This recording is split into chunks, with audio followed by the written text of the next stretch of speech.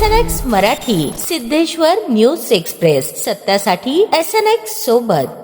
श्री क्षेत्र अक्कलकोट येथील श्री स्वामी समर्थ अन्नछत्र मंडळाचा 39वा वर्धापन दिन आणि श्री गुरुपौर्णिमा महोत्सव मोठ्या भक्तिभावात व उत्साहात संपन्न झाला. या निमित्ताने आमदार सचिन कल्याण शेट्टी यांनी शुभेच्छा देत सोहळ्याबाबत माहिती सोशल मीडियावरून शेअर केली आहे. राज्यासह देश विदेशातून लाखो स्वामी भक्तांनी श्री स्वामी समर्थांचे दर्शन घेत महाप्रसादाचा लाभ घेतला. अन्नछत्र परिसर आकर्षक फुलांच्या सजावटीने सजवण्यात आला होता.